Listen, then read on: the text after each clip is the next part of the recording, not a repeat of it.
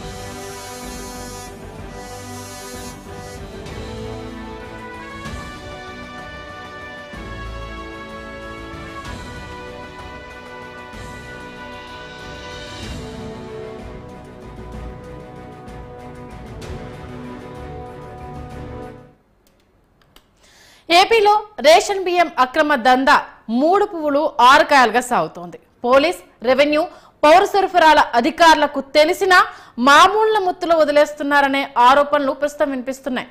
అటు vigilance, enforcement కూడా పెద్దగా పట్టించుకోవడం లేదు. అడపాదడపా దాడులతోనే సరిపెట్టేస్తున్నారు. రాష్ట్ర వ్యాప్తంగా అక్రమ రవాణాలో పోలీసులదే కీ రోల్ అని చెప్పాలి. ప్రభుత్వ లెక్కల కోసం రేషన్ బియ్యం తరలిస్తున్న లారీలు పట్టుకోవడం, యజమానులను తప్పించి వేరొకరిపై కేసులు నమోదు చేయడం ఇప్పుడు రివాజ్గా మారిపోయింది.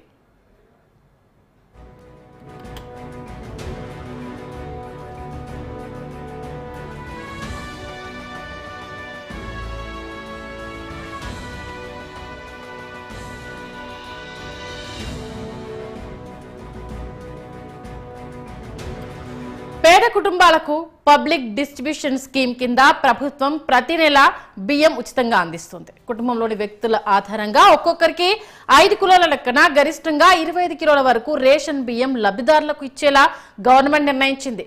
కానీ చాలా వరకు ఉచిత బియ్యం రీసైక్లింగ్ చేసే అటు దానికి వెళ్తుంది. 10 రూపాయల నుంచి 18 రూపాయల వరకు బహిరంగ దుకాణాల్లో వీటిని అమ్మేస్తుంటున్నారు. అక్కడి నుంచి సేకరించిన బియ్యం కాస్త రైస్ మిల్లులకు తరలించడం, పాలిష్ అనంతరం మేలు రకం బియ్యంగా మార్కెట్లోకి దర్జాగా విక్రయానికి వచ్చేస్తుంది. ఇక పీడీఎస్బీఎం అక్రమ రవాణాలో బల్క్ విక్రయాలు అక్రమార్కులకు కాసుల పంట కురిపిస్తుంది. గ్రామాల దగ్గర నుంచి సిటీ వరకు సిండికేట్లు చక్రం తిప్పుతున్నారు. రేషన్ దుకాణం నుంచి నేరుగా రైస్ మిల్లులకు చేరవేయడంలో వీరంతా సిద్ధహస్తులు. ఎటువంటి కేసులు లేకుండా చూడడంతో పోలీస్, రెవెన్యూ అధికారులకు ఇది కాసుల పంట కురిపిస్తోంది. తిరుపతి వయా గుంటూరు మీదుగా కాకినాడ పోర్టుకు తరలిపోతోంది.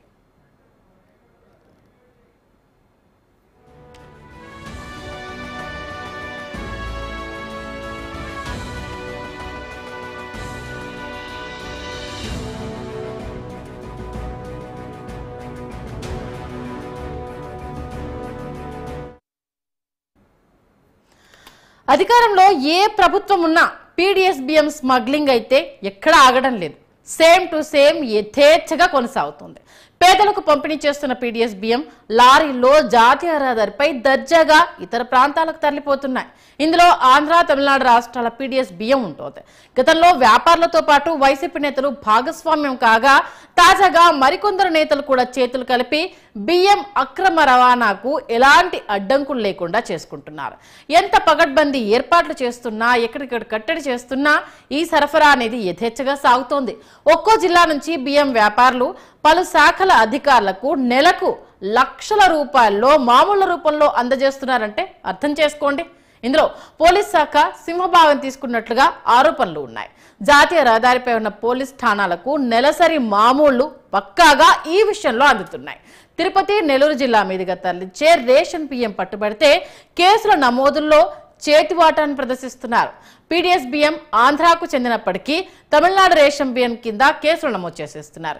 తమిళనాడు పేరుతో కేసు నమోదు చేస్తే రోజుల వ్యవధిలో పట్టుబడిన బియ్యాన్ని రిలీజ్ చేసేందుకు సులువుగా ఉండడమే దీనికి ప్రధాన కారణం.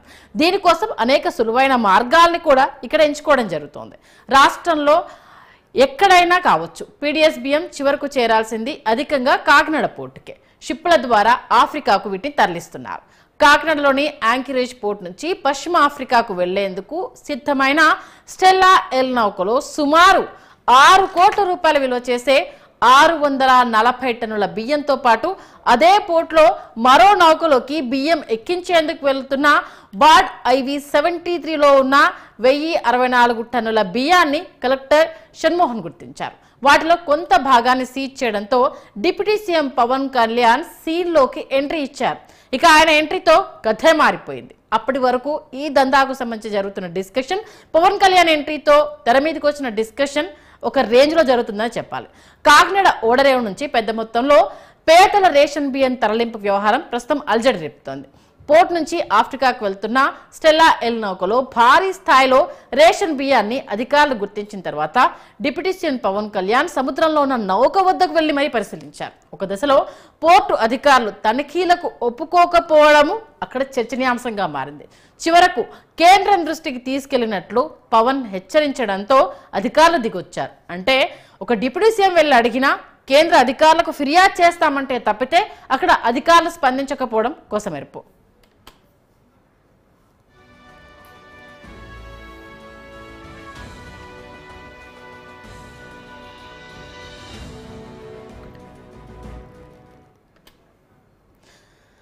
ఇక అక్రమంగా రేషన్ బియ్యం తరలింపుపై పవన్ కళ్యాణ్ మండిపడ్డారు. కాకినాడ పోర్టును స్మగ్లింగ్ కు అడ్డాగా మార్చేశారని, ఇంత భారీగా రేషన్ బియ్యం అక్రమ రవాణా జరుగుతుంటే అధికారులు ఏం చేస్తున్నారు? తీర ప్రాంతంలో అక్రమ రవాణాను అరికట్టడంలో అధికార యంత్రాంగం పూర్తిగా విఫలమైతే దేశ భద్రతకే ముప్పుగా మారుతుందని ఆయన ఆందోళన వ్యక్తం చేశారు. భవిష్యత్తులో పేలుడు పదార్థాలు, మత్తు పదార్థాలు అక్రమంగా దేశంలోకి రావని గ్యారంటీ ఏంటి అని పవన్ కళ్యాణ్ అధికారులు నిలదీశారు. వెంటనే స్టెల్లా షిప్ను సీజ్ చేసి దీని వెనుక ఎవరున్నారో నివేదిక అందజేయాలని పవన్ కళ్యాణ్ అధికారులను ఆదేశించారు. లోపలికి వెళ్ళి చూస్తే మన హోప్ ఐలాండ్ చూస్తే అసలు ఏ విధంగా కట్టుదిట్టంగా లేదు. 975 కిలోమీటర్ కోస్ట్ లైన్ ఆంధ్రప్రదేశ్కి. India is going to be trillions of dollar, almost Modi గారు చెప్పిన $7 ట్రిలియన్ ఎకానమీ ఉంది దీనికి భవిష్యత్తు. ప్రపంచ దేశాలు మనల్ని ఎదగనిస్తాయా లేదా, మన బలహీనతలు ఏంటని చూస్తారు. ఆంధ్రప్రదేశ్ కోస్ట్ లైన్ మనకి ఎంత బలమో అది మనకు అంత బలహీనత కూడా. ఎందుకు చెప్తున్నాను ఈ మాట అంటే, వైజాగ్కి పాకిస్తాన్ నుంచి వచ్చిన ఆ యుద్ధ సమయంలో మీకు గజనీ సబ్మెరీన్ చూడొచ్చు. నేను చెప్పాను ఈ రోజున ఈ పబ్లిక్ డిస్ట్రిబ్యూషన్ రైస్ తాగదు స్మగ్లర్లు చేసేది. RDXలు ఇంపోర్ట్ చేసుకోవచ్చు. ONGC ఇలాంటి గ్యాస్ నిక్షేపాలు ఉన్న చాలా కీలకమైన ఇన్స్టిట్యూట్ మనకి వ్యవస్థలోని సంస్థలు ఉన్నాయి. ఇక్కడ ఒక 100 కిలోల RDXని తెచ్చేసుకుని ఎవరు చూసేవాళ్ళు ఎవరు లేడు, నాదుడు లేడు. It is not just about public distribution సంబంధించిన రైస్ సంబంధించిన ఒక్కటిదే కాదు ఇది. సో మ్యారిటైమ్ సెక్యూరిటీ ఇష్యూస్ కూడా ఉన్నాయి దీనికి. మ్యారిటైమ్ సెక్యూరిటీ ఎక్కడుంది, మ్యారిటైమ్ పోలీసింగ్ ఎక్కడుంది? ఈ పోర్టు ఫ్రీ ఫర్ ఆల్ అయిపోయింది. ఉగ్రవాదులు కసాబ్ లాంటి వాడు ఎలా వచ్చాడు, ఎక్కడ మనకి కరాచీ నుంచి బోట్లో వచ్చి కాల్ చేశాడు. ఇండియాకి చాలా వల్నరబుల్ పాయింట్ అయిపోయింది మన దగ్గరికి వచ్చి ఉగ్రవాదులు వచ్చి రావడానికి. ఇది కేవలం నేను ఒక PDF మన ఈ పబ్లిక్ డిస్ట్రిబ్యూషన్ సిస్టమ్ రైస్ సంబంధించి ఒకటే నేను మాట్లాడలేదు. వెరీ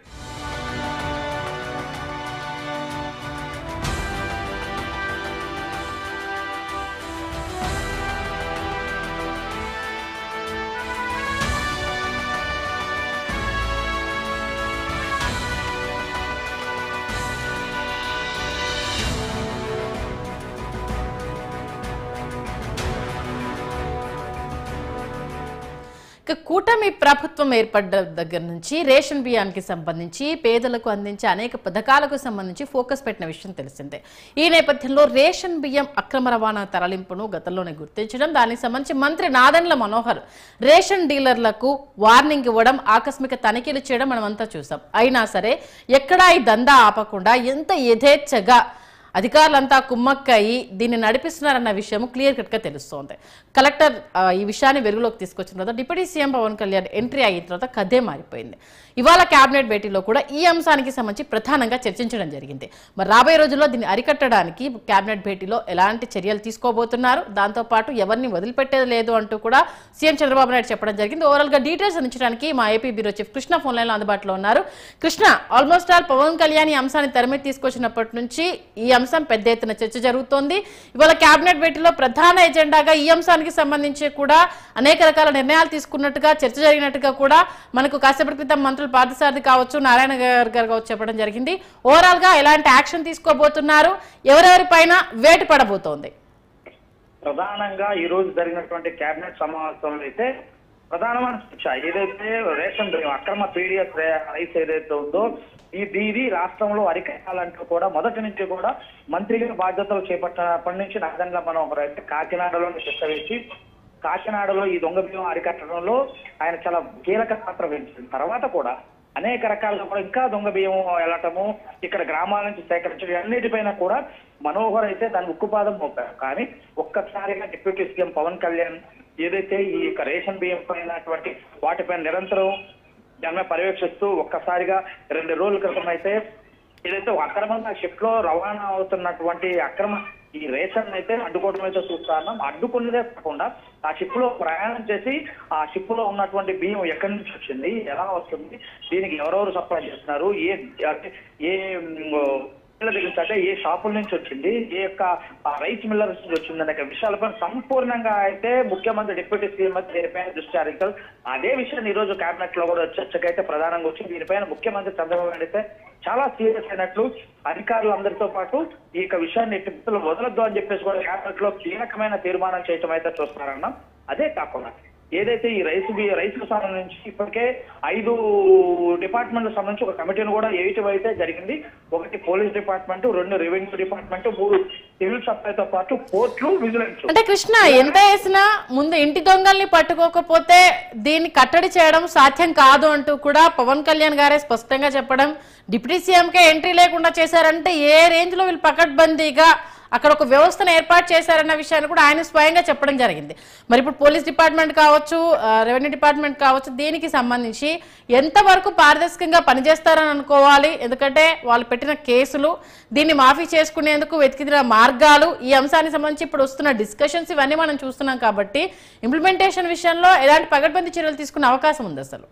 ప్రధానంగా ఈ గతంలో అంటే ఈ యొక్క ఇష్యూ మొత్తం కూడా గత ప్రభుత్వంలో అయితే అన్నింటినీ మనం చూసుకున్నట్టు విస్తుపోయే నిజాలు అయితే బయటకు వస్తున్నట్లయితే చూస్తా ఉన్నాం.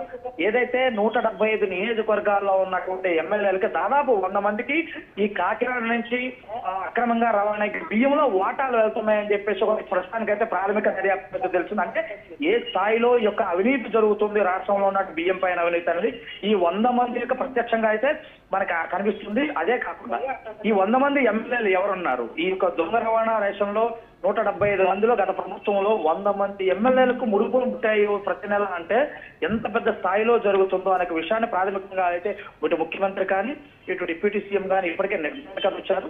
అధికారులు వీళ్ళకి సహకరించిన అధికారులు ఎవరు, అసలు ఈ యొక్క ముడుపులు ఎవరు అందిస్తున్నారు, ఎంతగా వస్తుంది, ఏ మిల్లర్ నుంచి వస్తుంది, ఈ ట్రాన్స్పోర్టేషన్ కి ఏ వెహికల్ ఎంత ఉన్నాయి, అదే కాకుండా ఏదైతే బ్యాంకు గ్యారంటీతో తీసుకున్నటువంటి రేషన్ బియ్యం ఏదైతే ఉందో దానికి సంబంధించి కూడా ఈరోజు సంపూర్ణ దర్యాప్తు చేస్తారు. ఏదైతే అధికారులు అంటే ప్రధానంగా దీంట్లో ఎవరెవరు అధికారులు ఎన్నాళ్ళు అయి ఉన్నారో గత ప్రభుత్వంలో, ఒకవేళ ఆ ప్రభుత్వంలో ఉన్న అధికారులంతా కూడా ఈ ప్రభుత్వంలో కూడా కొనసాగి ప్రస్తుతం ఏదైతే ఈ యొక్క దందా జరగటానికి ప్రస్తుతం ఎవరు అధికారులు కూడా దీంట్లో భాగస్వాములు అయి ఉన్నారు, గతంలో అధికారులు ఈ అధికారులు ఎవరెవరు ఉన్నారు అనేక విషయాలపైన సంపూర్ణంగా ఇప్పటికే రాష్ట్ర ప్రభుత్వానికి అయితే ఒక నివేదిక అయింది. అందుకనే ఈ రోజు కేబినెట్ లో కూడా ప్రధానంగా ఆ విధంగా అయితే రేషన్ బియ్యం పైన చర్చ అయితే వచ్చింది. కానీ ముఖ్యమంత్రి చాలా సీరియస్, ముఖ్యమంత్రి డిప్యూటీ సీఎం అయితే చాలా సీరియస్ గా ఈ యొక్క రేషన్ బియ్యం పై అయితే చాలా ఇదిగా ఉన్నారు. కానీ ఒక పెద్ద ఎత్తున అయితే రాబోయే రోజుల్లో అయితే కొన్ని వందల మంది దీంట్లో ఇన్వాల్వ్ అయినారు, వాళ్ళందరినీ అరెస్ట్ చేసి వాళ్ళందరిపైన కేసులు కట్టబోతున్నారనే విషయం అయితే మనకు స్పష్టంగా అర్థమవుతుంది.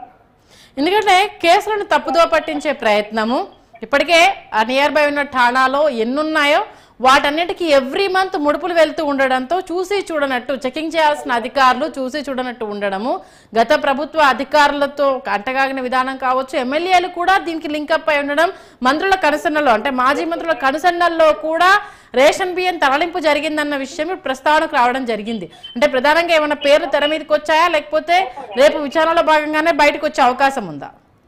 ఎందుకంటే ప్రస్తుతానికైతే ఫలానా అధికారాన్ని పేరు లేదు, కానీ మొట్టమొదటిసారిగా అయితే గతం నుంచి అంటే ఏదైతే గత 5 సంవత్సరాల్లో జరిగినటువంటి అవినీతిలో అయితే 100 మంది ఎమ్మెల్యేలు ఇంట్లో ఉడుపులు ఉన్నాయని చెప్పేసి తెలుస్తుంది. దాంతో పాటు అక్కడ ఉన్నటువంటి మంత్రులు, దీంతో పాటు ఆ జిల్లాకు సంబంధించినటువంటి రెవెన్యూ అధికారులు, ప్రతి రెవెన్యూ అధికారి పోలీస్ డిపార్ట్మెంట్ కి ప్రతి నెల ముడుపులు వెళ్ళడంతో పాటు ఈ రేట్స్ ను ఏ విధంగా ఆ పోర్టుకు చేరుతాయడానికి ప్రతి జిల్లాలో ఉన్నటువంటి కొన్ని కీలకమైన అధికారులకి లంచాలు ఇచ్చి అక్కడ లారీలు చెక్ పోస్టులు దాటిస్తారు అంటానికైతే మనకి స్పష్టంగా అయితే ప్రభుత్వం దగ్గరికి ఇప్పటికే నివేదిక ఉంది. దీంట్లో 1-2 అధికారులు కాదు, దాదాపు 100లో ఉన్న అధికారులు కీలక పాత్ర పోషించారు. అంటే ఇంత పెద్ద ఎత్తున నెట్వర్క్ జరుగుతుంది అంటే చాలా పెద్ద ఎత్తునటువంటి అధికారులు దీంట్లో ఇన్వాల్వ్ అయి ఉన్నారు. దీంట్లో గత ప్రభుత్వంలోనే కీ పర్సన్స్ అంతా కూడా దీంట్లో ప్రధానమైన భూమిక పోషించారు. వారందరూ కూడా రాబోయే రోజుల్లో జైలుకి వెళ్ళక తప్పదు. ఇప్పటికే కొంతమంది మీద కేసులు అయితే నమోదు చేయడం జరుగుతుంది. ప్రస్తుతానికైతే ఆ పేర్లు వెల్లడించడానికైతే అధికారులు అయితే నిరాకరిస్తున్నారు. రాబోయే రోజుల్లో వీటన్నిటిపైన అయితే మేము సంపూర్ణంగా నివేదిక విడుదల చేస్తామని అధికారులు అయితే చెప్తున్న పరిస్థితి మనకు స్పష్టంగా కనిపిస్తుంది. Okay, thank you Krishna. అసలు షిప్ లో రేషన్ బియ్యం తరలిస్తున్న గుట్టురట్టు తేల్చేందుకు కలెక్టరే స్వయంగా రంగంలోకి దిగారు. ప్రభుత్వం పేదలకు పంపిణీ చేసే బియ్యం అడ్డదారిన కాకినాడ పోర్టు ద్వారా తరలిపోతోందని కాకినాడ జిల్లా కలెక్టర్కు పక్కా సమాచారం వచ్చింది. వెంటనే ఆయన బ్యాట్ నిలిపే ప్రాంతం నుంచి పోలీస్, పోర్ట్, మెరైన్, రెవెన్యూ, పౌర సరఫరాల బృందంతో కలిసి 5 నాటికల్ మైళ్ళ దూరంలో సముద్రంలో ప్రయాణించి స్టెల్లా ఎల్ నౌక వద్దకు చేరుకున్నారు. సుమారు 52,000 టన్నుల సామర్థ్యం ఉన్న ఈ నౌకలో 38,000 టన్నుల బియ్యం లోడ్ అయి ఉంది. అందులో 640 టన్నుల పీడీఎస్ బియ్యంగా గుర్తించారు. మరో నౌకలోకి బియ్యం ఎక్కించేందుకు వెళ్తున్న బాజ్లో ఉన్న సుమారు 1000 టన్నుల బియ్యం కూడా అక్కడే ఉండింది. బియ్యం నమూనాలను అక్కడికక్కడే రసాయనాలతో పరీక్షించడంతో అసలు విషయం బయటపడింది. ఇది కంట్రోల్ బియ్యం. దీనికి సంబంధించి ప్రజలకు అందాల్సిన బియ్యాన్ని వీళ్ళు ఎక్స్పోర్ట్ చేస్తున్నారన్న విషయం. ఇక కాకినాడ ఓడరేవు నుంచి పెద్ద మొత్తంలో రేషన్ బియ్యం తరలింపు వ్యవహారం కూటమి ప్రభుత్వం వచ్చిన మొదట్లోనే దీన్ని వెలుగులోకి తీసుకొచ్చింది.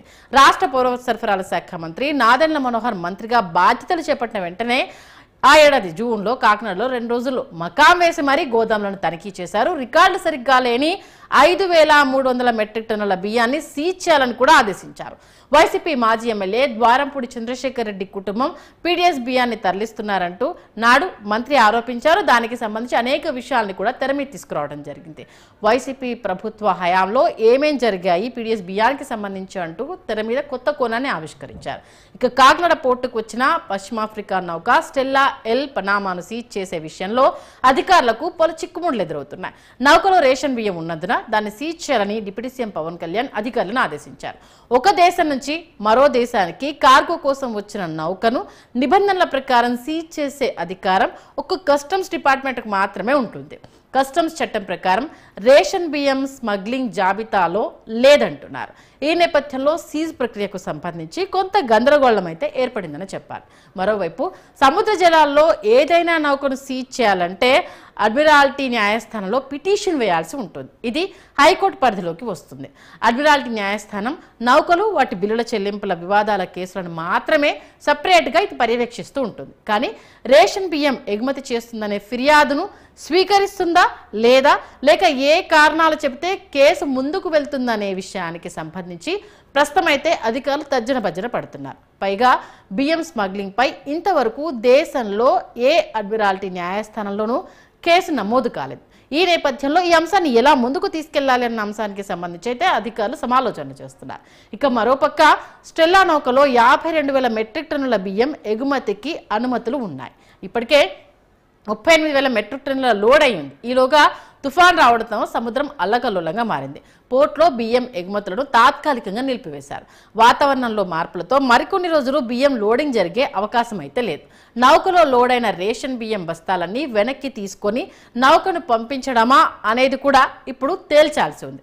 ఈ నేపథ్యంలో మరి నౌకను సీజ్ చేసే అంశానికి సంబంధించి ప్రభుత్వం ముందున్న ఆప్షన్స్ ఏంటి అన్న వాటికి సంబంధించి అయితే ప్రస్తుతం పెద్ద ఎత్తున చర్చ జరుగుతోంది. దీంతో పాటు పేదల బియ్యం వ్యవహారంలో కాకినాడ నగర మాజీ ఎమ్మెల్యే ద్వారంపూడి చంద్రశేఖర్ రెడ్డిపై పలు ఆరోపణలు వచ్చాయి. ద్వారంపూడి కుటుంబీకులే పౌర సరఫరాల సంస్థ చైర్మన్, రాష్ట్ర మిల్లర్ల సంఘం, ఉమ్మడి తూర్పుగోదావరి జిల్లా మిల్లర్ల సంఘం, అటు షిప్పింగ్ సంస్థల సంఘంలో కీలక పదవుల్లో కొనసాగారు. అక్రమ నిల్వలు పట్టుబడిన గోదాముల్లో లావాదేవీలు వేర్వేరు యాజమాన్యాల పేర్లతో సాగుతున్న ప్రజా పంపిణీ వ్యవస్థ మొత్తం ఈ కుటుంబం కనుసన్నల్లోనే సాగడంతో సూత్రధారులెవరు, పాత్రధారులెవరు అన్న దానిపై కూటమి ప్రభుత్వం దృష్టి పెట్టింది. ఇక జగన్ ప్రభుత్వ హయాంలో దసరాల పరిశీలన, తనిఖీల ఊసు లేకపోవడంతో పేదల బియ్యం భారీగా పక్కదారి పట్టింది. ఇక ఓవరాల్గా ఇప్పుడు ద్వారంపూడి చుట్టూ అంతా ఈ కేసు ప్రస్తుతం తిరుగుతోంది. ఈ నేపథ్యంలో ద్వారంపూడి ఈ అంశానికి సంబంధించి ఎలాంటి వివరణ ఇవ్వబోతున్నాడు, జరిగిన అంశాల విషయంలో తనపైన వస్తున్న ఆరోపణలను ఏ రకంగా తిప్పికొట్టబోతున్నారు, దీన్ని ప్రభుత్వం ఎలా ముందుకు తీసుకెళ్లబోతుంది అనేది ఇప్పుడు పెద్ద సవాల్గా మారింది. ఇదే అంశానికి సంబంధించి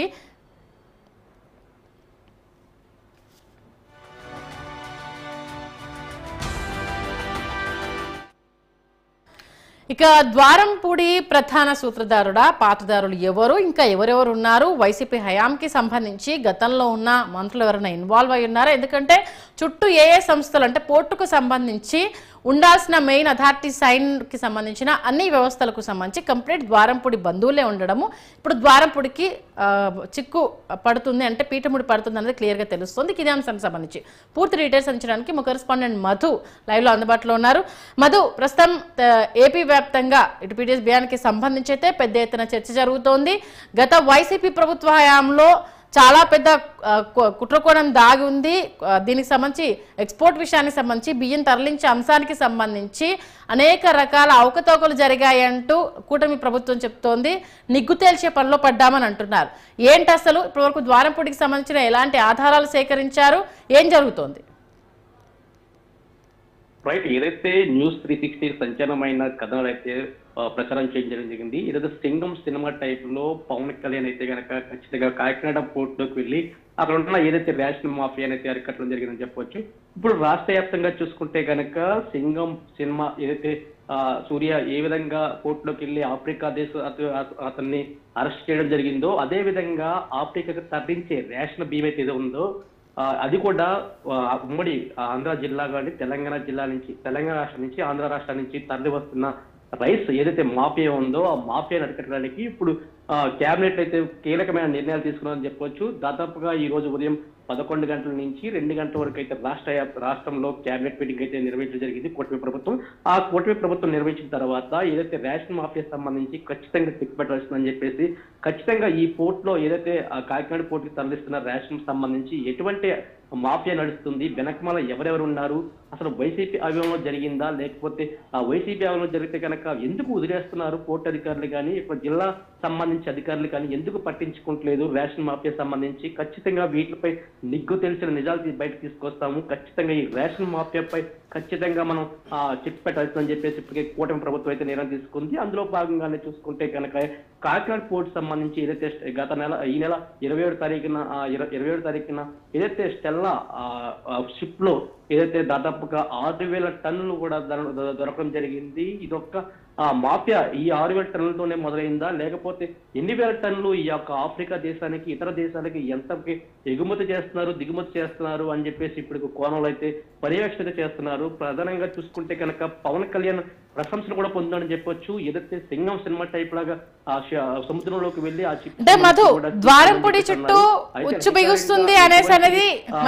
షిప్ సంబంధించి అధికారులు ఏ విధంగా అక్కడ ఇప్పటికే తనిఖీలు నిర్వహించిన తర్వాత 6,000 మెట్రిక్ టన్నులకు సంబంధించి రేషన్ మాఫియాను అయితే పట్టుకోవడం జరిగింది.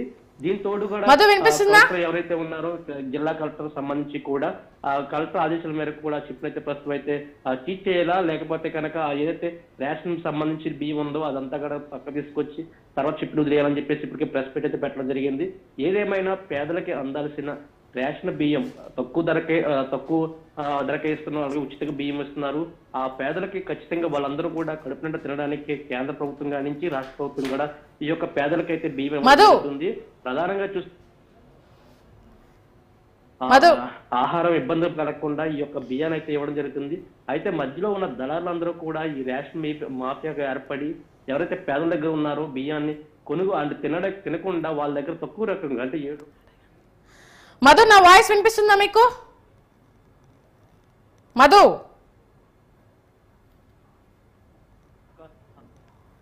ఒక్క సెకండ్. చెప్పేసి ఇప్పటికే మనకైతే ప్రాథమిక సమాచారం రావడింది. అంటే ఈ మాఫియా ఎంత ఇదిగా ఉందో చెప్పుకోవచ్చు. ఇవన్నీ 1000 కోట్లు సంపాదిస్తున్నారని చెప్పొచ్చు.